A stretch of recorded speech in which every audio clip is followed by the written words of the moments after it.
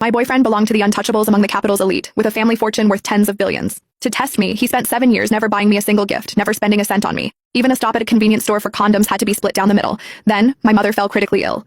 I borrowed from every friend and relative I could, but I was still $2,000 short to cover the surgery fees. No matter how much I pleaded, he refused to lend me the money. I arranged my mother's funeral on my own. When I went back to pack my belongings, I accidentally found a list of gifts he had bought for the young woman next door. A private luxury estate, designer handbags, jewelry worth hundreds of millions. There was also a voice chat with his friend. Caleb, is it true Jessica actually humbled herself and begged you for $2,000? Caleb Brooks let out a low, amused laugh, his tone lazy and indifferent. Neve wasn't wrong. Anyone who goes around begging over $2,000, what else is she if not a gold digger? We've only been together 7 years and she's already trying to get money out of me. So that was the truth. 7 years of so-called testing, it seemed, had been sparked by nothing more than a few manipulative words from a young woman next door. However, it no longer mattered. The moment my mother passed away, I had already decided to leave him. I had just tucked the gift list away when the front door burst open. Caleb Brooks stumbled in, a little tipsy, and plopped down next to me. You were gone for a few days. I bet you thought you wouldn't come back. However, you missed me too much, didn't you? You just had to come back. He almost said out loud that I returned just to con him out of his money. Maybe he'd always seen me as just a girl after his cash. Without even glancing at him, I scooted away, avoiding the arm he tried to drape over me. He looked at his hand, then at me, confused. He figured I was just upset about the $2,000. I'm a little thirsty from all the drinking. Go fetch me some lemon soda, he said. He was always like that, bossy and dismissive, a typical spoiled rich kid.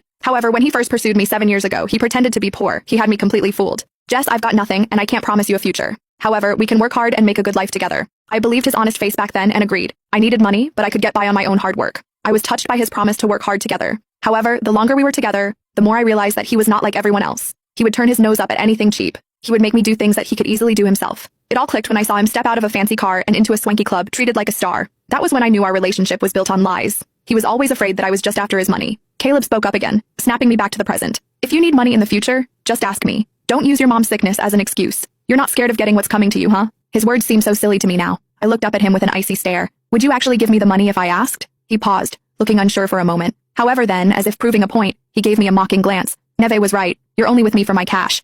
He said that and sent me a transfer of $1.88 on his phone. The note with the transfer contained 2 words, gold digger. I had been with him for 7 whole years and had not spent a dime of his money. I even gave him gifts on holidays and anniversaries. He took them like he was entitled to them, but he never got me anything in return. He would mockingly ask if I thought it was a man's duty to buy gifts for his girlfriend. That was how he looked at me, a gold digger. After all, he was an heir with billions to his name. I thought about the gifts he had bought for Neve Smith. I thought about my mom, who had suffered so much from her illness and died in pain because we could not afford her treatment. I could not stand to be near him a second longer. I got up to leave, but then there was noise at the door. Neve came in, taking off her coat to reveal a sexy outfit underneath. However, when she saw me, she was startled and quickly put her coat back on. Jess, why are you here? I turned to Caleb. If I'm not mistaken, this is our place, isn't it? Do you give out the password to just anyone and allow them to waltz in whenever they want? Neve looked like I had accused her of the worst crime in the world. She dashed over and plopped down next to Caleb, taking hold of his arm. Caleb, I'm not just some stranger to you, right? I only forgot